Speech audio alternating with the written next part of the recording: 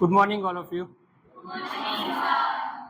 આજે આપણે વાણિજ્ય વ્યવસ્થા અને સંચાલન વિશેના એક સરસ એકમ વિશે વાત કરવાના છે, જે છે ધંધાકીય પ્રવૃત્તિનું વર્ગીકરણ.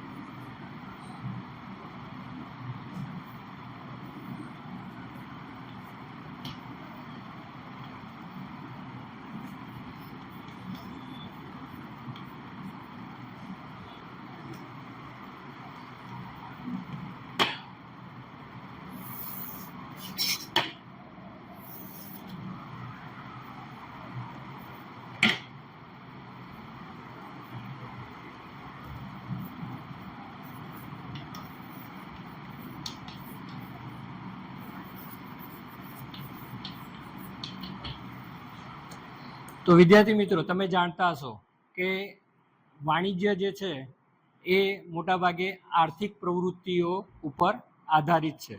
તો ધંધાકીય પ્રવૃત્તિનું જે વર્ગીકરણ કરવામાં આવ્યું છે, એ વર્ગીકરણ એ આ આર્થિક પ્રવૃત્તિના હેતુઓને ધ્યાનમાં રાખીને નક્કી કરવામાં આવ્યું છે, જેમાં મુખ્યત્વે ધંધાકીય પ્રવૃત્તિઓ 3 પ્રકારની નક્કી કરવામાં આવી છે. પહેલી છે વેપાર, બીજી છે વાણિજ્ય અને ત્રીજું છે ઉદ્યોગ. આમ ધંધાકીય પ્રવૃત્તિના કુલ 3 પ્રકારો છે: વેપાર, વાણિજ્ય અને ઉદ્યોગ.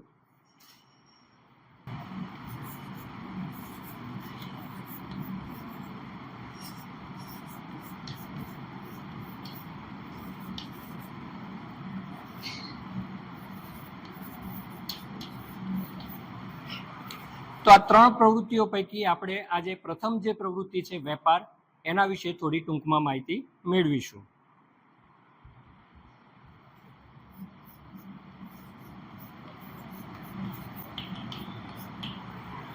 તો વેપાર એટલે શું? તો વેપાર એટલે વસ્તુ કે સેવાના બદલામાં વસ્તુ કે સેવા અથવા નાણાંનો વિનિમય એટલે વેપાર. અહીંયા વસ્તુ કે સેવા એટલે શું? તો જ્યારે વેપાર કરતા હોય ત્યારે એવું જરૂરી નથી કે વસ્તુનું જ વેચાણ કે ખરીદી થઈ હોય. એના બદલામાં આપણે સેવા પણ આપી શકીએ. જેમ કે શિક્ષક પોતાની જ્યારે કામગીરી કરે છે તો એના બદલામાં એને નાણાં મળે છે, બરાબર, પણ એ વેપારમાં ના આવે, કારણ કે ત્યાં કોઈ એક્સચેન્જ નથી થયો. તો વેપાર કોને કહીશું આપણે? તો જેમ કે તમે વિદ્યાર્થી છો, તમે કોઈ દુકાનમાં જાઓ છો અને એક પુસ્તક ખરીદો છો. તો જ્યારે તમે પુસ્તક લેશો તો એના બદલામાં તમે એને નાણાં ચૂકવશો, બરાબર. તો અહીંયા શેની આપ લે થઈ છે? પુસ્તક તમે મેળવ્યું, એના બદલામાં તમે નાણાં આપ્યા. આમ કોઈ વસ્તુના બદલામાં નાણાં અથવા વસ્તુના બદલામાં વસ્તુ જ્યારે તમે આપો છો ત્યારે એને વેપાર થયો એમ કહેવાય. પણ આ વેપારનો એક હેતુ હોય, કારણ કે મેં તમને કીધું કે વાણિજ્ય એ હેતુલક્ષી પ્રવૃત્તિ છે, હેતુને આધારે થાય છે. તો વેપારનો મુખ્ય હેતુ શું હોય છે? નફો કમાવાનો. જ્યારે કોઈ વેપારી કોઈ વસ્તુ વેચે છે તો એના બદલામાં એનો હેતુ હોય છે એમાંથી નફો કમાવવો. વેપાર વસ્તુના બદલામાં વસ્તુ પણ હોઈ શકે અથવા સેવાનો પણ હોઈ શકે છે. વેપારના આ રીતે તમે જુઓ, ભૌગોલિક દ્રષ્ટિએ જોવા જઈએ તો વેપારના બે પ્રકાર છે.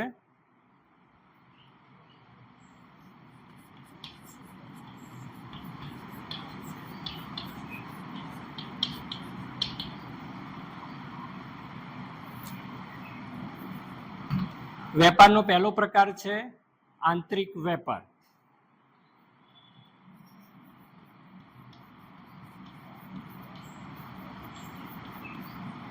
મેં તમને કહ્યું કે ભૌગોલિક દ્રષ્ટિએ આના પ્રકારો પાડવામાં આવ્યા છે. તો આંતરિક વેપાર એટલે કેવો વેપાર? તો દેશની સરહદની અંદર જે વેપાર કરવામાં આવે છે એને આપણે આંતરિક વેપાર તરીકે ઓળખીએ છીએ. દેશની સરહદની અંદર પણ બે પ્રકારના વેપાર થતા હોય છે, જેમ કે બે રાજ્યો વચ્ચેનો વેપાર અથવા બે શહેરો વચ્ચેનો વેપાર.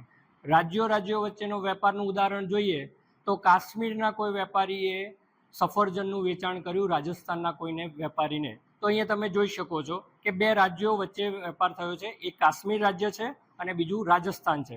તો એક દેશની અંદર રહેલા રાજ્યો વચ્ચે પણ જ્યારે વેપાર થાય ત્યારે તેને આપણે આંતરિક વેપાર તરીકે ઓળખીએ છીએ. બીજું કે આંતરિક વેપારમાં પણ શહેરો વચ્ચે પણ વેપાર થતો હોય, જેમ કે મહેસાણાના કોઈ વેપારીએ અમદાવાદના કોઈ વેપારીને સ્ટેશનરીનું વેચાણ કર્યું. તો અહીંયા તમે જુઓ તો બે શહેરોના નામ છે કે મહેસાણા અને અમદાવાદ, આ બંને વેપારીઓએ વેચાણ કર્યું. તો આ રીતે આંતરિક વેપાર એ એક દેશની જે ભૌગોલિક સરહદો છે એની અંદર જ્યારે ખરીદ વેચાણની પ્રવૃત્તિ થતી હોય છે ત્યારે એને આપણે આંતરિક વેપાર તરીકે ગણી શકીએ છીએ. પણ આંતરિક વેપારમાં પણ તમે જુઓ તો રાજ્યો વચ્ચે વેપાર હોય છે અને શહેરો વચ્ચે વેપાર થાય તો પણ એને આંતરિક વેપાર તરીકે ગણવામાં આવે છે. બીજો જે પ્રકાર છે એ છે આંતરરાષ્ટ્રીય વેપાર.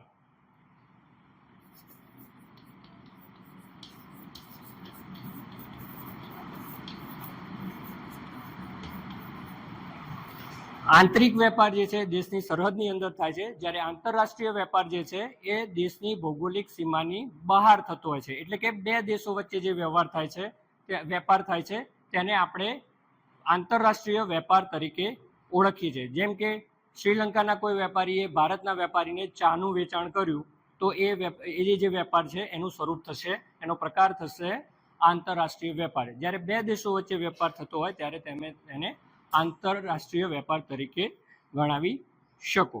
તો વિદ્યાર્થી મિત્રો, આના ઉપરથી હું તમને કેટલાક પ્રશ્નો પૂછીશ, જેને આવડે એ હાથ ઊંચો કરીને પૂરા વાક્યમાં જવાબ આપશે.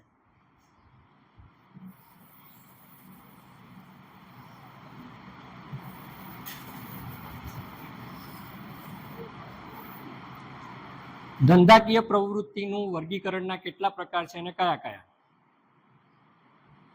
યસ.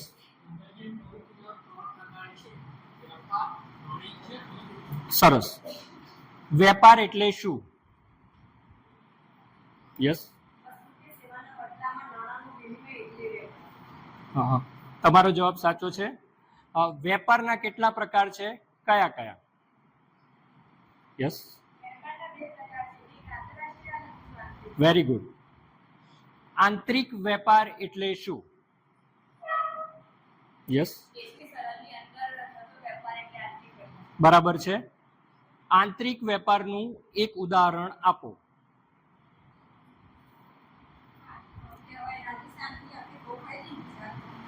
Excellent answer. આંતરરાષ્ટ્રીય વેપાર એટલે શું?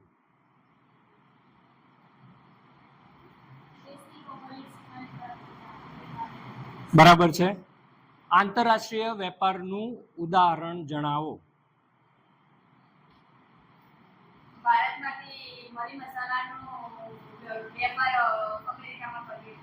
તમારો જવાબ એકદમ સાચો છે.